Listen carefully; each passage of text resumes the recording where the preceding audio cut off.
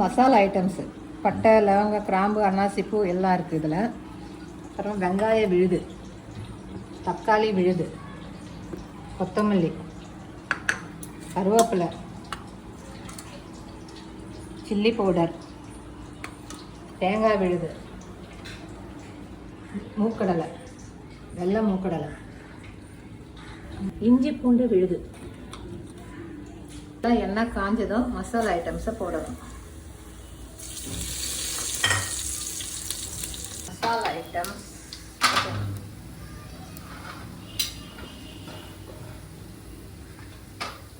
Masala item போட்ட உடனே வெங்காய விழுத போடணும். அது நல்லா வதங்கணும்.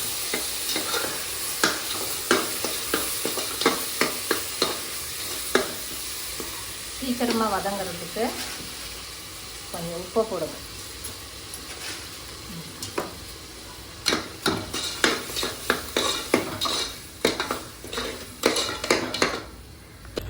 இஞ்சி பூண்டு விழுதையும் சில்லி பவுடரையும் அதில் போடுங்க. அப்போ தான் நல்லா கலர் வரும்.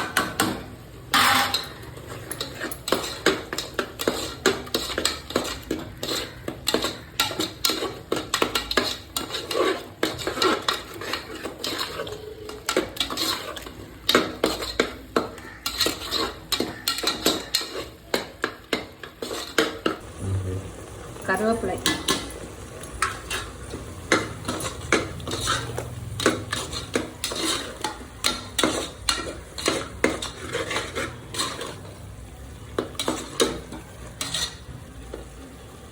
நல்லா எண்ணெய் பிரிஞ்சு வருது பாருங்க.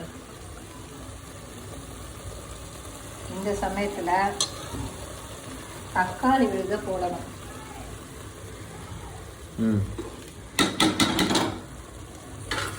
நல்லா தக்காளி விழுது பச்சை வாசனை போகிற அளவு வதக்கணும்.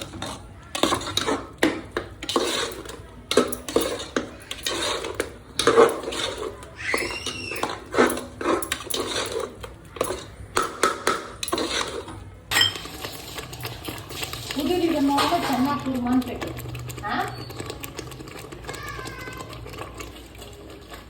இது நல்லா ஒரு விசில் ஃபஸ்ட்டை போட்டு நல்லா ஓரளவுக்கு ஆஃப் பாயில் போட்டு வேக வச்சுக்கோங்க. ஆஃப் பாயிலில் இதே இதில் போடுவோம். தண்ணியை வேஸ்ட் பண்ணாதீங்க.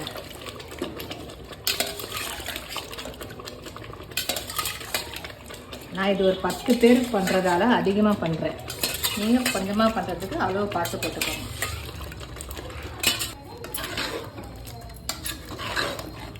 இது சென்னா குருமா நல்லா திக்காக வரும்.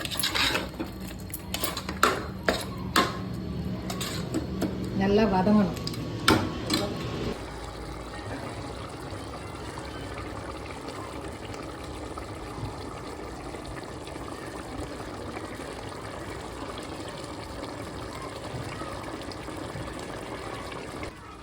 ஓகே,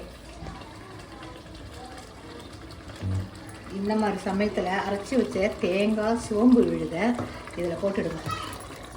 இது 10 பேருக்கு செய்கிறதால கொஞ்சம் அதிகமாக பண்ணுறதால நீங்கள் பார்த்து பண்ணிக்கோங்க. நல்லா கலந்து விட்டுட்டு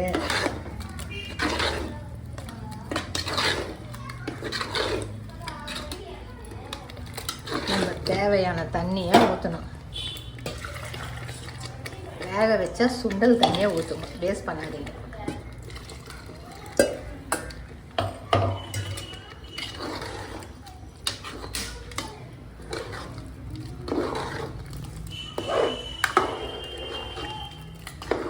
இது நல்லா கொதித்து ஒரு 2-3 விசில் வர மட்டும் வச்சுட்டு இறக்கிடணும். அவ்வளோதான். இதை மாதிரி எல்லாத்தையும் தேங்காய் எல்லாத்தையும் நல்லா கலந்து விட்டுட்டு ஒரு வாட்டி லைட்டாக உப்பு டேஸ்ட்டு பார்த்துட்டு அப்புறமா குக்கரை போட்டு க்ளோஸ் பண்ணிவிடுங்க. குக்கரை போட்டு க்ளோஸ் பண்ணிவிட்டு ஒரு 4 விசில் நல்லா விடுங்க. அப்போ தான் எண்ணெய் நல்லா கொதித்து எண்ணெய் மேலே வரும். அப்போ அதுதான் கரெக்டான ஒரு ஸ்டேஜ். இதுதான் உப்பு.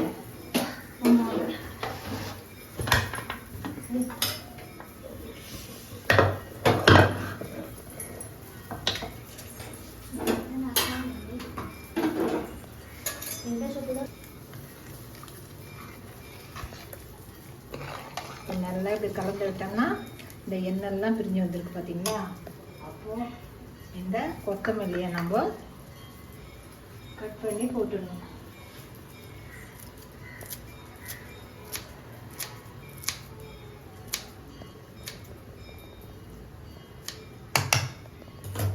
கொத்தமல்லி போட்டுட்டு இப்படி கலந்து வச்சா சுண்டல் குருமா ரெடி. கறி குருமாவை மிஞ்சும்.